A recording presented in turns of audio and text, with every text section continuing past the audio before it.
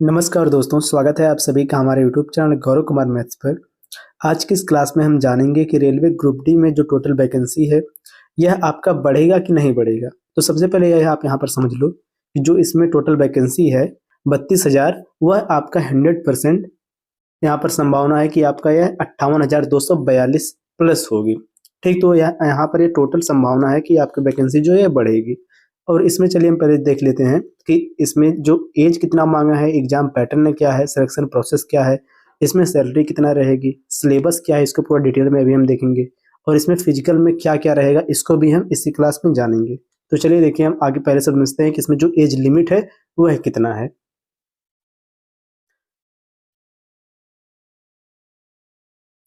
देखिए, सबसे पहले आप लोग इसमें जो एज लिमिट है जनरल वालों के लिए कितना है, 18 से 36 साल। और इसके बाद जो आपके ओबीसी है, ओबीसी वालों के लिए इसमें 18 से 39 साल है। और एससी और एसटी वालों के लिए टोटल कितना है, 18 से 41 साल। लेकिन एक चीज पहले यहाँ पर समझिए, अगर आप ओबीसी या फिर एससी एसटी कैटेगरी से हैं तो अगर आपको यहाँ पर छूट लेना है तो आपके पास आपका कास्ट सर्टिफिकेट जरूर होना चाहिए। ठीक, तभी यहाँ पर आपको इसमें एज रिलैक्सेशन मिलेगा, वरना नहीं मिलेगा। और जो आपका यहाँ पर कास्ट सर्टिफिकेट रहेगा यह आपका सेंट्रल वाला होना चाहिए, क्योंकि आपका जो कास्ट सर्टिफिकेट है ये आपका स्टेट गवर्नमेंट और सेंट्रल गवर्नमेंट दोनों बनाती है। तो आपके पास सेंट्रल गवर्नमेंट का जो आपका कास्ट सर्टिफिकेट है यह होना चाहिए, तभी आपको यहाँ पर जो आपका एज रिलैक्सेशन है ये आपको मिलेगा, वरना नहीं मिलेगा। तो आप लोग उसको जरूर बनवा लो कि इसमें जो क्वालिफिकेशन है वह कितना है।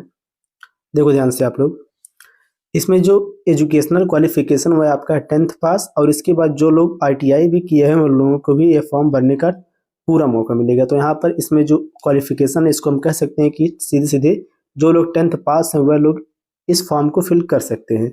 और इसका जो पे स्केल है वह कितना है, 5,200 से 20,200, यही आपका रहेगा इसमें क्या, सैलरी स्टार्टिंग का जो है।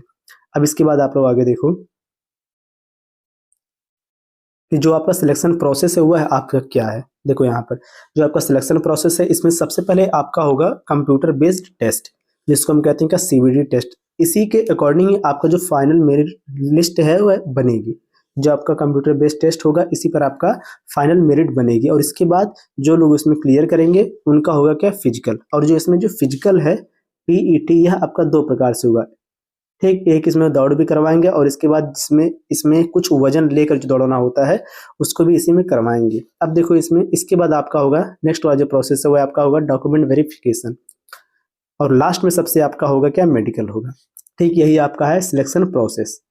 और आगे अब देखो कि जो आपका एग्जाम पैटर्न है वह क्या है। देखो ध्यान से,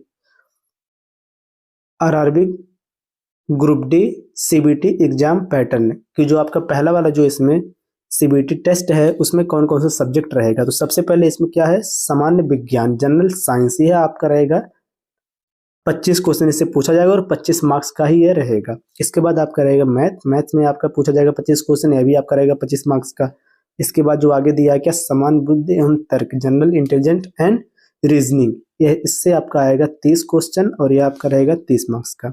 और आगे सामान्य जागरूकता एवं समसामयिक जो आपका करंट अफेयर है और जनरल अवेयरनेस, इसको मिलाकर आपका टोटल 20 क्वेश्चन पूछा जाएगा 20 नंबर का। इस प्रकार से आपको टोटल हुआ कितना, 100 क्वेश्चन, और यह रहेगा आपका 100 नंबर का। और इसके लिए जो आपको समय दिया जाएगा वह आपका यहाँ पर कितना है, 90 मिनट। अब देखो इसमें जो नेगेटिव मार्किंग है यह भी रहेगा कितने की, 1/3 की इसमें नेगेटिव मार्किंग रहेगी। अब देखो आगे आप लोग कि जो इसमें सिलेबस है वह आपका कौन कौन सा है। सबसे पहले हम यहाँ पर देखेंगे मैथ्स का जो सिलेबस है। ठीक, मैथ में जो आपका पहला सबसे टॉपिक है वह आपका है इसमें नंबर सिस्टम। फिर है इसमें बॉर्ड मास जो सिंपलीफिकेशन जो टॉपिक है वह। फिर इसके बाद है एलसीएम एनएचसीएफ, डेसिमल आपका इसमें रहेगा, फ्रैक्शन भी है, ratio and proportion, percentage, mensuration. Mensuration में आपका 2D और 3D दोनों रहेगा। फिर इसके बाद इसमें जो आगे दिया है टाइम एंड वर्क, इसको कहते हैं कार्य और समय। इसके बाद टाइम एंड डिस्टेंस, और इसमें आपका जो टाइम एंड डिस्टेंस है इसमें बोट एंड स्ट्रीम भी रहेगा। और टाइम एंड वर्क में आपका पाइप एंड सिस्टम भी इंक्लूड है। ठीक, इससे आप समझना क्योंकि इसी का वह पार्ट होता है। नेक्स्ट आपका इसमें क्या है, प्रॉफिट एंड लॉस। और आगे इसमें देखो, चलिए यहाँ पर सबसे पहले आप देखिए जो आपका नेक्स्ट जो इसमें टाइप है, इसमें आपका है सिंपल एंड कंपाउंड इंटरेस्ट, ठीक, ये दोनों रहेगा। इससे आपका कम से कम 2 से 3 क्वेश्चन पूछा जाए, तो ये भी आपका बहुत इंपॉर्टेंट टॉपिक है। नेक्स्ट आपका देखो स्क्वायर रूट, फिर अगला इसमें क्या है, एज गणना, एज कैलकुलेशन और कैलेंडर क्लॉक। यह आपका जो दोनों टॉपिक है, ये आपका है रीजनिंग से, ठीक, इसको रीजनिंग में आप पढ़ेंगे। इसके बाद नेक्स्ट आपका पाइपन सिस्टम, जो आपको बताया गया कि टाइम एंड वर्क का ही एक पार्ट होता है, यह भी इसमें है। नेक्स्ट बीजगणित अलजेब्रा, फिर इसके बाद आपका ज्योमेट्री एंड ट्रिग्नोमेट्री, ये दोनों आपका रहेगा। फिर लास्ट में आपका जो है क्या, इसमें एलिमेंट्री स्टैटिस्टिक्स, जो इसको हम कहते हैं प्रारंभिक सांख्यिकी, ठीक, और डाटा इंटरप्रिटेशन जो है इसी में इंक्लूड है, उसको आप यहीं पर समझ लेना।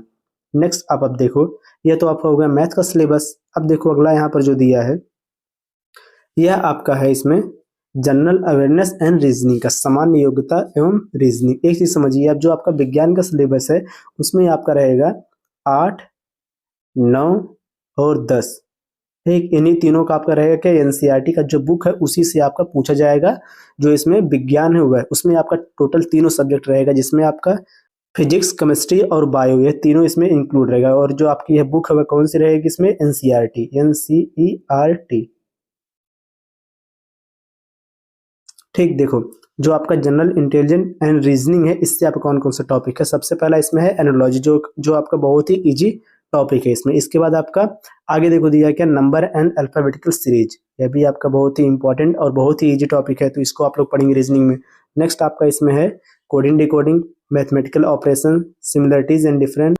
इसके बाद है इसमें कौन, रिलेशनशिप, जो संबंध, जो इसमें संबंध बताया जाता है कि कौन किसका पिता है, कौन भाई है, और यह जो आपका टॉपिक है इसी में रहेगा। और आगे जो आपका रीजनिंग का इसमें टॉपिक है वह आप देखो अभी जो इसमें टॉपिक बचा हुआ है वह आपका इसमें कौन कौन सा है, analytical reasoning, syllogism, jumbling, Venn diagram, puzzle, data sufficiency, ठीक। अब देखिए आगे जो इसमें और भी अभी टॉपिक बचा हुआ है रीजनिंग का, वह आपका है स्टेटमेंट एंड कंक्लूजन वाला, ठीक, जो आपका कथन निष्कर्ष वाला इसमें बचा। इसके बाद है कि जो इसमें कथन कार्रवाई के पाठ्यक्रम, यह भी टॉपिक इसमें है। Decision making, direction and distance, यह भी इसी में है।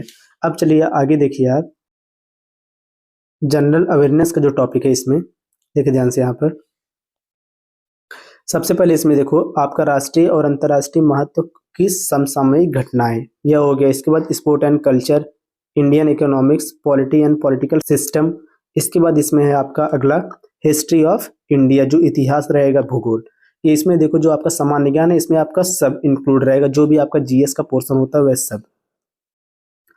और देखिए अब लास्ट में जो आपका मैथ्स का जो बैच आपका चल रहा है गोल्डन सीरीज, इसी से रिलेटेड आपका यह इंफॉर्मेशन है। इसमें क्या है, जो आपका यह सीरीज चल रहा है गोल्डन सीरीज, इसमें आपका रेलवे, एनटीपीसी और ग्रुप डी, इन दोनों को मिलाकर आपका मैथ्स का सिलेबस जो है इसको कंप्लीट करवाया जा रहा है। इसमें आपका लगभग 6 से 7 टॉपिक जो पूरा कवर हो चुका है।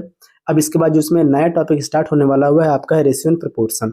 तो आप सभी लोग हमारे साथ जरूर जुड़िए, क्योंकि आपका जो यहाँ पर जीडी का मैथ्स का जो सिलेबस है इसको बिल्कुल टॉपिक वाइज बिल्कुल फ्री हमारे इसी यूट्यूब चैनल पर करवाया जाएगा। तो आप सभी लोग हमारे साथ जरूर जुड़ो और अपने प्रिपरेशन को और भी बेहतर करो। तो चलो मिलते हैं नेक्स्ट वीडियो में नए टॉपिक के साथ। जय हिंद।